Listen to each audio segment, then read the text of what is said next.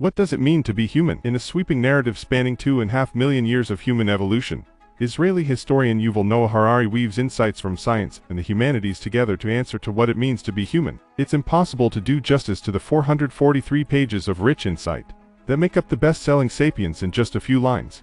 But here are 10 top takeouts relevant to anyone researching or innovating for humans. First though, a word about terminology. You are human, but you are not the only species of human. You are Homo sapiens, wise humans, as we immodestly label ourselves, and just one of a number of different species of human that have roamed the planet together. It is likely that your sapiens ancestors killed off the Neanderthal species of humans about 40,000 years ago, and did so because they were too familiar to ignore, but too different to tolerate. They also had bigger brains than your ancestors, but perhaps your ancestors had bigger sticks. Today, Sapiens is the only remaining species of human. However, if you are European or Middle Eastern, then your status as Homo sapiens is more complicated. You are not pure Homo sapiens, but probably the result of interspecies breeding between sapiens and Neanderthal. Up to 4% of your genes are probably Neanderthal, so forget mixed race, intersex or other non-binary identities. You are interspecies. And you are also trans. But you'll have to read through to Insight Pound 10 to find out why. Myth makers. The big idea in Sapiens is the thing that sets sapiens apart from other species. And that difference is that sapiens are myth makers. They use imagination and language to create and communicate new worlds, alternatives and possibilities. The importance of shared myths is that they allow sapiens to cooperate, organize at scale, and dominate the world. Without myths, there is no glue to bind sapiens together. At an individual level, humans might be memory makers, but as a species level they are myth makers. The genetic mutation that allowed the cognitive powers of speech and imagination to emerge some 70,000 years ago is what Harari calls the cognitive revolution. Intersubjectivity rules. The source of human insight is not objective fact nor subjective impression. It lies in intersubjective myths, our shared subjectivity. Powerful intersubjective myths include laws, gods, money, morals, patriarchy and nations, that exist neither in the natural world, nor only in unshared imaginations, but in shared intersubjectivity. Understanding humans is not about understanding their differences, it's about understanding the intersubjective myths they share. Brands are powerful intersubjective myths. Peugeot, Harari's example, is an example of an intersubjective. It doesn't exist in the natural world. You could kill all Peugeot people, buildings and products, and Peugeot would still exist. Instead, Peugeot exists as a shared myth or fiction in our intersubjective imagination that is powerful because it has the power move humans to produce and consume at scale. Fictions, not facts, explain. The myths sapiens share define who they are and what they do. Take money, a most powerful, shared fiction. Dollar bills are meaningless tokens without the shared fiction that they have value. Endowed with shared meaning, money becomes a unit of exchange, peace of mind, and the measure of our choices. And importantly, it explains behavior. For Harari, money is also the apogee of human tolerance, because it is more open-minded than any other shared fiction, language, laws, cultural codes, or religious beliefs, because it does not discriminate on the grounds of ethnicity, religion, age, or sexual orientation. Change the myth, change the world. The intersubjective myths that both bind sapiens together and break them apart is the glue that holds culture together. Break the myth and you break the world, leading to dramatic and rapid social change. Break the myth of monarchy, slavery, patriarchy, and you change the pattern of history. Biology enables, culture forbids. Just as there is nothing so natural as chemicals, they exist in the natural world.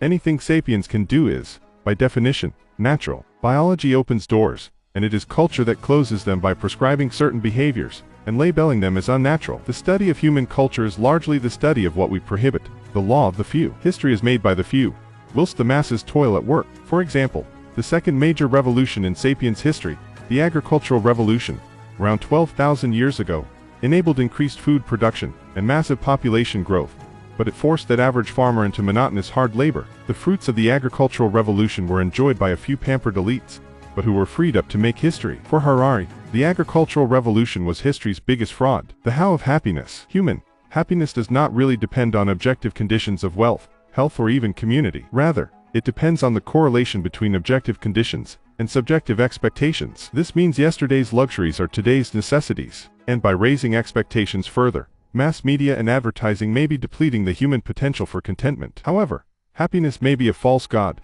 fiction, inappropriately elevated from its natural status as a fleeting neurochemical response designed to reward adaptive behavior. For sapiens, happiness may not be the absence of misery, but the cause of misery driven by the tension, restlessness, and dissatisfaction that comes from the pointless, perpetual pursuit of an ephemeral neurochemical response. Humans are superhuman. The third, and possibly final revolution in human history is underway now and is the scientific revolution that began 500 years ago. Though scientific discovery and technological innovation, the scientific revolution has empowered sapiens to transform their environment and themselves, giving them superhuman powers and practically limitless energy. The scientific revolution has seen mythical stories replaced by falsifiable theories, certainties replaced by uncertainty, conservatism replaced by curiosity, and perhaps most importantly, words replaced by numbers. But are we any happier? The future is trans. The story of sapiens is coming to an end in the next century or so, as the species has outgrown its hominid self. Through science and technology, they have the power and intelligence to become gods and create new artificial life and recreate themselves. Sapiens are the new gods of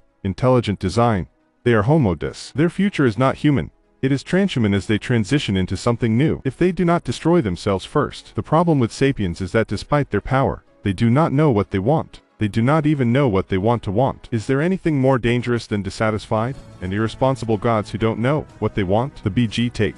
Sapiens is perhaps not as impressive as the book that inspired it, Jared Diamond's epic and influential Guns, Germs and Steel, but it is more accessible and it perhaps more immediately useful for anyone researching or innovating for humans. The big takeout for us at Brand Genetics is that human-centric insight and innovation is about understanding humans as myth makers as well as memory makers. Without these twin insights, very little that humans do makes any sense at all. As qualitative researchers, we love the idea of researching intersubjectives, the shared myths people use to make sense of the world and guide their action. Similarly, Harari's insight that to understand people, you have to understand not what they want or what they do, but what they are not allowed to want or do, opens up interesting avenues of research. Thinking of brands as shared myths is also a useful starting point for investigation, and the idea that people will be happy with innovation only when it beats their expectations is, whilst not new, a powerful reminder of the central role of expectations in insight and innovation. The narrative of Sapiens is painted with broad brushstrokes, with a speculative interpretation that can be, and has been,